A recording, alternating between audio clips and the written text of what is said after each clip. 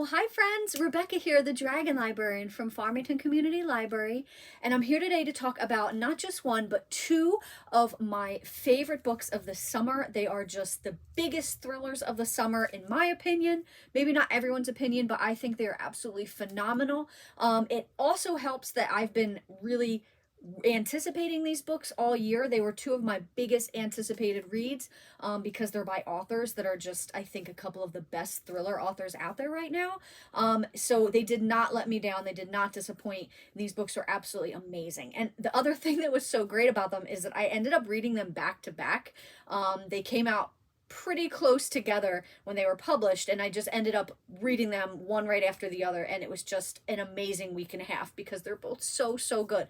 So if you love thrillers, especially reading thrillers in the summertime like me, it's one of my favorite go-to genres this time of year. There's just nothing more relaxing and also fun than just chilling out, relaxing with like a cold beverage and reading a thriller that you just can't put down. So what are these two books I'm talking about? The first one is The House Across the Lake by Riley Sager. And the second one is The It Girl by Ruth Ware. Now, both of these, like I said, are big name authors, and they're two of my favorite thriller authors. So the fact that they not only were both releasing these books the same year, but within a month or two of each other, was absolutely amazing and super incredible. So why should you read these books, or what might you like about these books? Well, the first one we'll talk about is The House Across the Lake by, like I said, Riley Sager. And this is a mystery slash thriller that I promise you will not guess the ending of. Unless you are some kind of like mad, crazy genius at guessing endings of books, I don't think you're going to. Because there are so many twists and so many turns. And I know I say this every time Riley Sager has a new book out that he writes, but this is my favorite one that he's ever written. So if you haven't read anything by him and you love thrillers that have a little bit of an eerie twist like this one does, this is a great one to start with, and then you can go back and read the rest of them. Or if you're already a big fan of his works, you will be very excited to know that I think this one is the best one so far. So this one is about this actress who is just getting out of work because basically she lost her husband recently.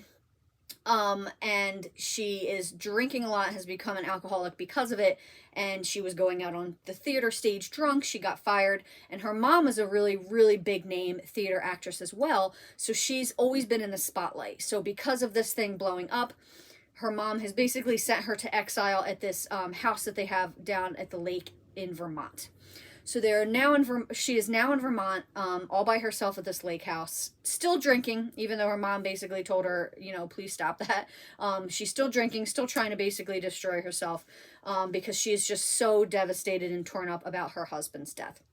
So as she is here at this lake house, there's not a lot for her to do other than, what else, spy on her neighbors. And right across the lake, there is a couple living there, Tom and Catherine Royce, who are this really glamorous, another like couple that is really well known, and their house is like really big and fancy and has a lot of glass everywhere, so she's able to basically spy on them.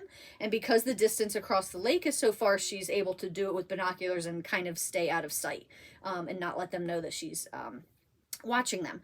So she ends up saving Catherine on the lake. The first time she meets her, she's swimming, she's has a cramp, can't make it. Casey ends up saving her, and they strike up this kind of fast friendship. Well, not long after that, Catherine has gone missing, and Casey absolutely suspects the husband, because why wouldn't you, right? So she goes from observing this house and this couple to now observing the husband to see if there's anything suspicious going on. She ends up like sneaking over there, breaking into the house, doing a lot of really questionable things to try to figure out what is going on. There's also, of course, a couple other neighbors that live around the lake as well. They, from time to time, become suspects. I'm telling you right now, there are not just one, but there are many twists in this book, and I guarantee you will not see any of them coming. If you have seen them coming, please come into the library and tell me, or leave a comment, because I will just be blown away at your brain if you have. So there are so many twists and turns. I spent the entire book trying to figure out what was going on, and like, okay, I know it's this person. No, wait. it's really this person. No, wait, this is what's really going on. No, it's not. It's something else. And I just could not nail it down until you get to the big, one of the big reveals, and it's just absolutely amazing. So if you like twisty, turny thrillers, if you like being spooked and freaked out, this book is just absolutely phenomenal. Like I said, The House Across from the Lake, one of the best thrillers of the summer, probably one of the best ones of the year.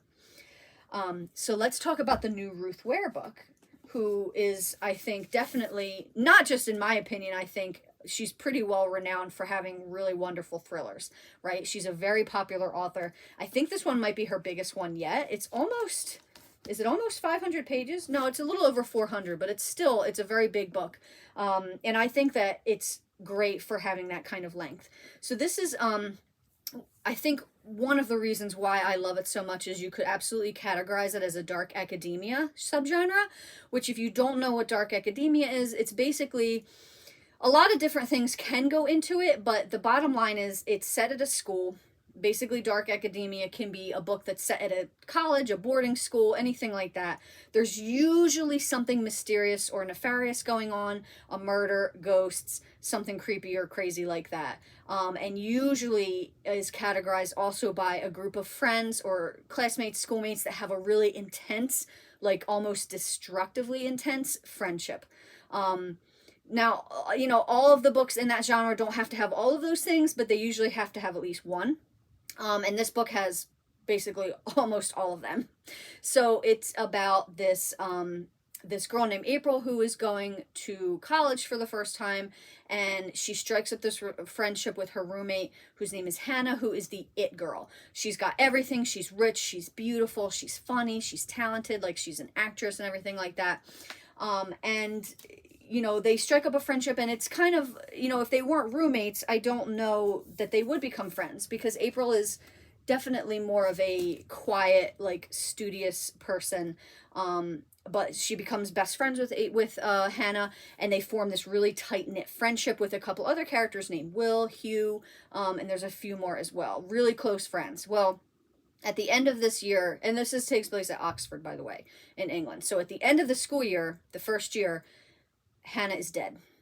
Hannah is dead. One of the porters that works at the college has been implicated and has gone to prison because of it. April drops out of school because she just can't deal with the stress of her best friend being killed. And it's basically a traumatic experience. So now we're cut to present day. It is 10 years later. April is now married to Will, and they're expecting their first kid. So April and Will, two of the students, you know, from this friend group, are married. The porter who has gone to jail over Hannah's death has now died in prison. But the whole time he was in prison, he was, you know, saying that he was innocent. So, you know, April expects to feel relief, and she does, but then she's contacted by a reporter who says that they think there might be new evidence to prove that the porter didn't actually do it. And because it was April's testimony that really helped put this guy away, she is obviously very distraught and not really sure what to do. So she goes and tries to do her own investigating, to think back on what happened that night, talk to her other friends, talk to, you know, people back at the school and family members and stuff, to see if she can try to figure out if what happened that she says happened really did, or if somebody else was responsible. And of course, as she's getting closer and unraveling all these clues and things, she becomes, you know, there's basically a mark on her, target on her, right? So she becomes in danger, which is even more scary because she's pregnant. So one of the things I love so much about this book is it's another book that goes back and forth with points of view. So you have present day April, what she's going through, finding the, you know, talking to the reporter, and then trying to go back and find out what's going on in the school in the past. And then you have the April's point of view from the past, and going through how they met and how their friendship evolved and all that kind of stuff. So it goes back and forth, and I love when stories do that, because you can kind of like watch the drama unfolding as well as seeing how it affected the characters in the present day, and I absolutely love that. So this book it is, like I said, it's one of her longer books, and it does take a while to set up this friendship between all of them when they're back in school. And you might think, well, I don't need all that exposition. I don't need all this stuff about, you know, when they were students, but you do. You really do, because it's all very important. Nothing in this book was done, you know, not deliberate. Everything was done deliberately, and everything is important. So when you're reading this book, again, this was another one that I thought I had it pinned down. I'm like, oh, I absolutely know who the killer is in this, and I was so 1,000,000% wrong, as usual. But this is just a wonderful book. If you love the book, The Secret History by Donna Tartt, this has very like Secret History by Donna Tartt vibes.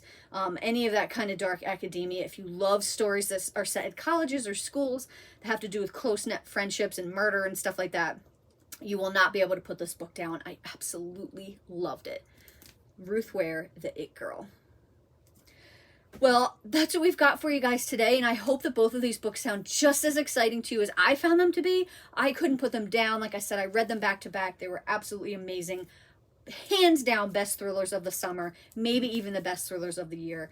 We'll have to see as we get further into the year, but so far they're absolutely amazing. Highly recommended. So please give this video a like. I appreciate you guys so much for watching, and you can pick these books both up at the Farmington Community Library. Thanks so much, everyone, and have a wonderful rest of the day.